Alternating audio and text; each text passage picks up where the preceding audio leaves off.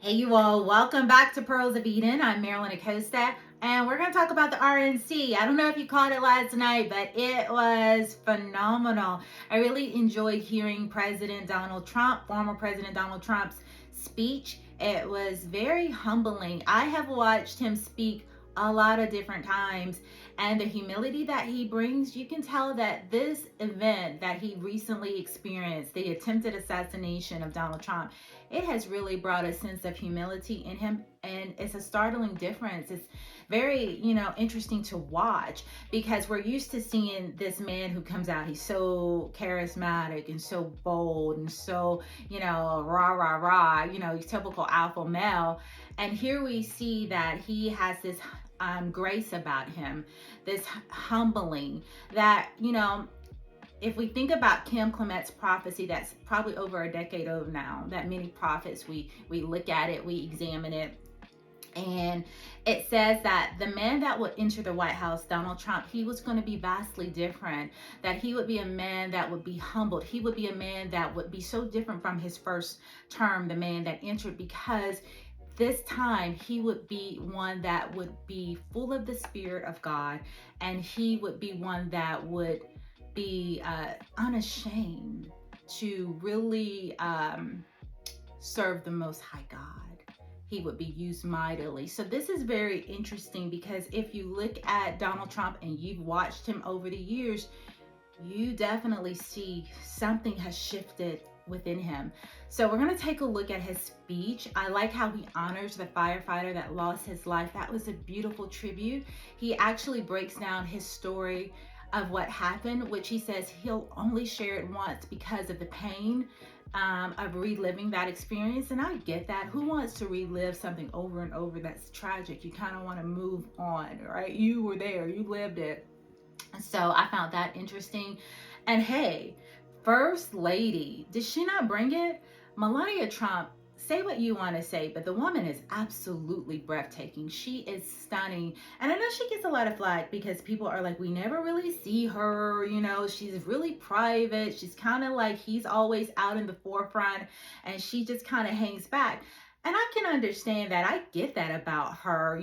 Sometimes you just don't want to be all out front and center, but make no mistake about it that she is, a woman of great character, I believe, and she holds a lot of weight in her house. Believe it, right? But she came out and she looked exquisite. And so anyways, without further ado, let's look at the clips. We're looking at the stage. We don't know entirely where to look, Martha. Yeah, both of us are scanning the crowd down there to see Melania Trump. We all saw her statement after the assassination attempt and how truly emotional that day was for her. She said in that moment she knew that if it had turned out differently, her life, her son Barron's life, would change dramatically. But this event this week really has been, there she is now, there she's coming forward in that red dress.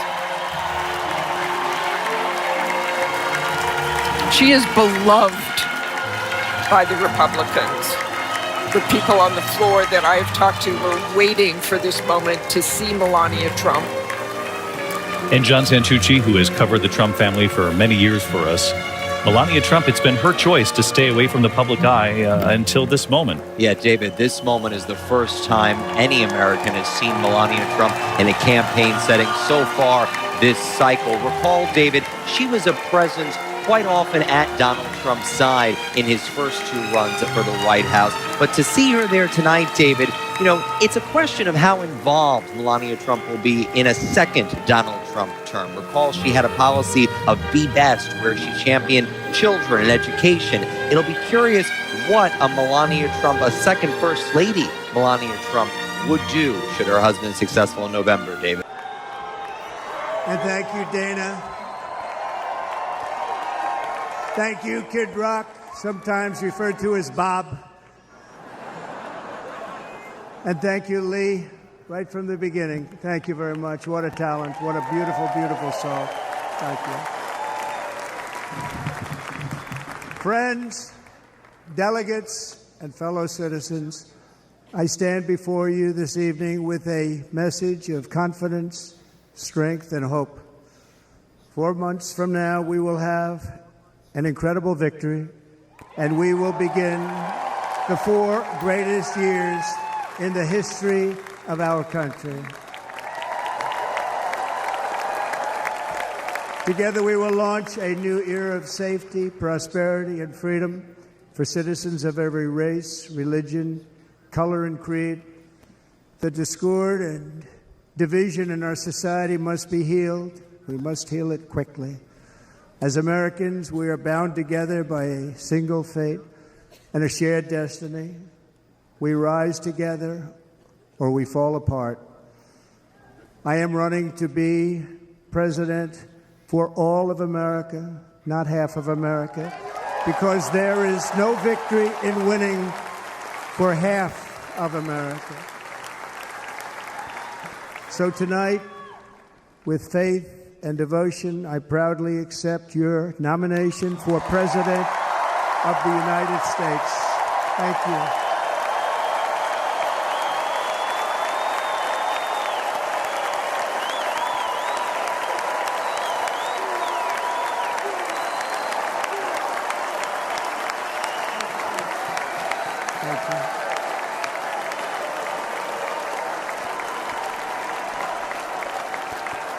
Thank you very much.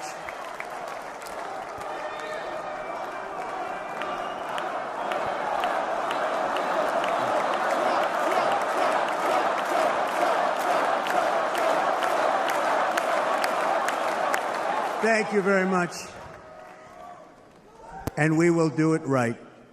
Going to do it right. Let me begin this evening by expressing my gratitude to the American people for your outpouring of love and support following the assassination attempt at my rally on Saturday.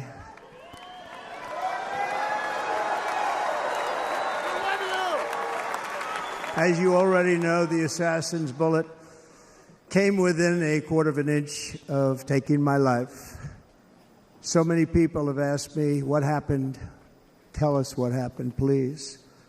And therefore, I will tell you exactly what happened, and you'll never hear it from me a second time because it's actually too painful to tell.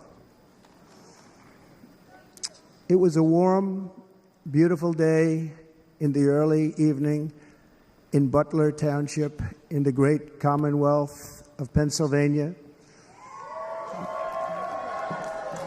Music was loudly playing, and the campaign was doing really well. I went to the stage, and the crowd was cheering wildly. Everybody was happy. I began speaking very strongly, powerfully, and happily because I was discussing the great job my administration did on immigration at the southern border. We were very proud of it.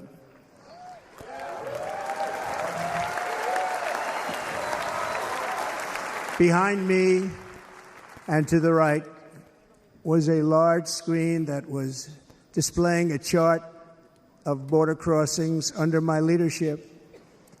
The numbers were absolutely amazing. In order to see the chart, I started to, like this, turn to my right and was ready to begin a little bit further turn, which I'm very lucky I didn't do, when I heard a loud whizzing sound and felt something hit me really, really hard on my right ear. I said to myself, wow, what was that? It can only be a bullet. And moved my right hand to my ear, brought it down. My hand was covered with blood, just absolutely blood all over the place. I immediately knew it was very serious, that we were under attack, and in one movement proceeded to drop to the ground. Bullets were continuing to fly, as very brave Secret Service agents rushed to the stage, and they really did. They rushed to the stage.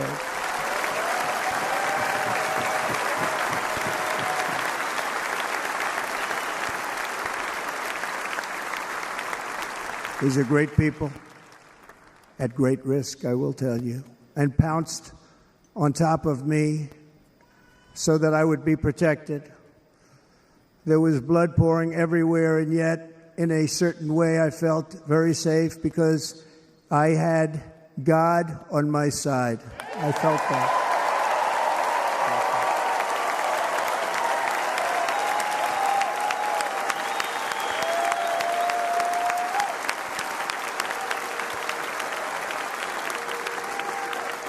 The amazing thing is that prior to the shot, if I had not moved my head at that very last instant, the assassin's bullet would have perfectly hit its mark, and I would not be here tonight. We would not be together. The most incredible aspect of what took place on that terrible evening in the fading sun was actually seen later. In almost all cases, as you probably know, and when even a single bullet is fired, just a single bullet, and we had many bullets that were being fired, crowds run for the exits or stampede, but not in this case. It's very unusual.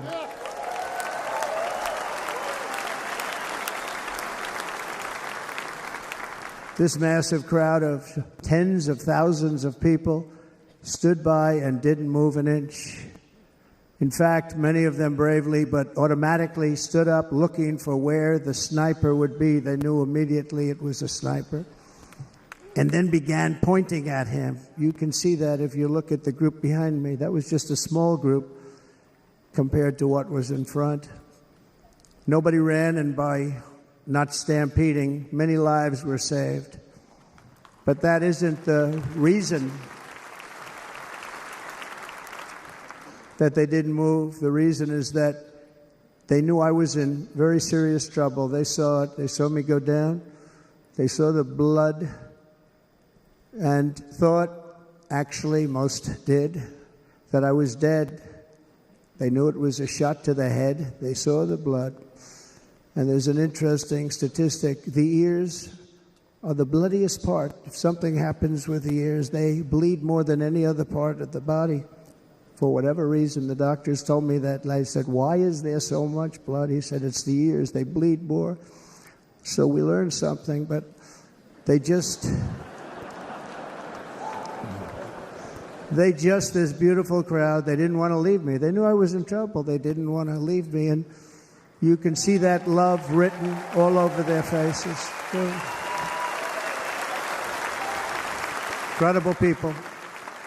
They're incredible people.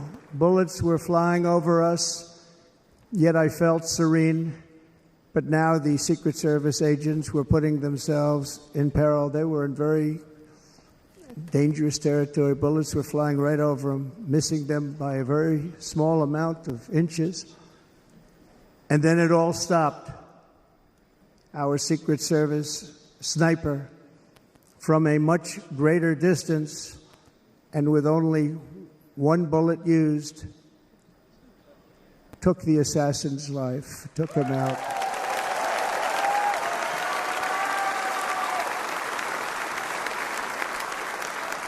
I'm not supposed to be here tonight.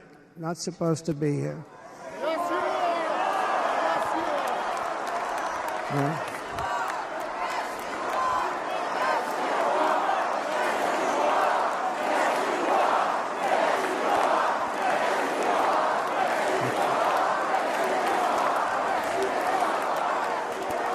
Thank you. But I'm not. And I'll tell you, I stand before you in this arena only by the grace of Almighty God.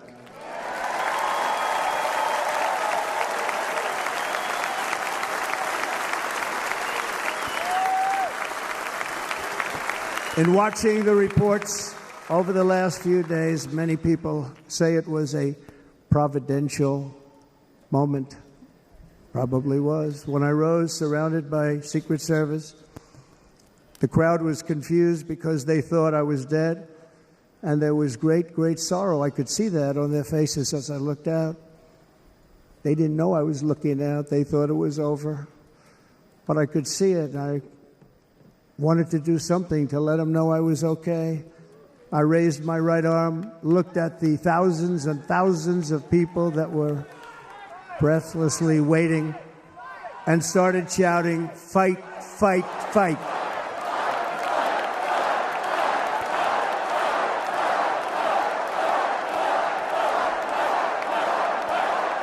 Thank you. Once my clenched fist went up, and it was high into the air. You've all seen that. The crowd realized I was okay and roared with pride for our country like no crowd I have ever heard before. Never heard anything like it. For the rest of my life, I will be grateful for the love shown by that giant audience of patriots that stood bravely on that fateful evening in Pennsylvania. Tragically, the shooter claimed the life of one of our fellow Americans, 𝔼𝕗𝕋𝔼, unbelievable person, everybody tells me. Unbelievable. And seriously wounded, two other great warriors, spoke to them today, David Dutch and James Copenhaver, two great people. I also spoke to all three families of these tremendous people. Our love and prayers are with them and always will be. We're never going to forget them. They came for a great rally. They were serious Trumpsters, I want to tell you. They were serious Trumpsters and still are. But Corey, unfortunately, we have to use the past tense. He was incredible. He was a highly respected former fire chief, respected by everybody. Was accompanied by his wife, Helen, incredible woman. I spoke to her today, devastated, and two precious daughters. He lost his life selflessly, acting as a human shield to protect them from flying bullets. He went right over the top of them and was hit. What a fine man he was.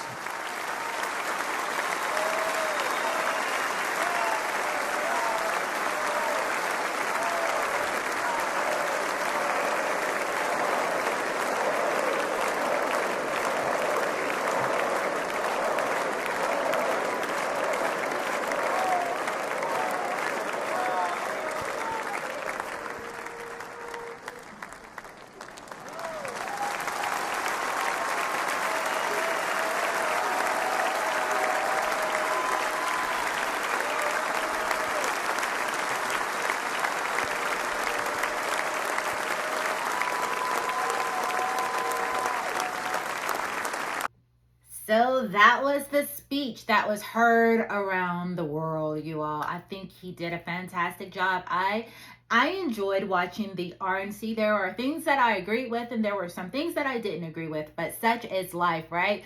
We're never going to completely agree 100% with any and everybody. That's just where we have to understand that there are going to be some differences, but yet what unites us is greater. So I do look forward to watching the DNC and seeing what they have to offer as well. And I will do my best not to be biased, but to be objective by the Spirit of God so that I'm able to hear and perceive what it is that they are sharing as well. So yeah, it's been a very interesting week. Lots of phenomenal people have come out to support and to share their experience, their gratitude, their thoughts of the presidential nominee for the Republican Party, Donald Trump. A lot of people said that he would never be here, but look at God. A lot of people said that could never happen. They laughed at the prophets who stood in faith to say that this man would arise again.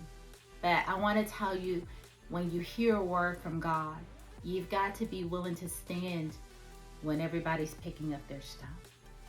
So that is the end of the RNC, the week. It's been great. We'll look forward to see what President Biden has to offer.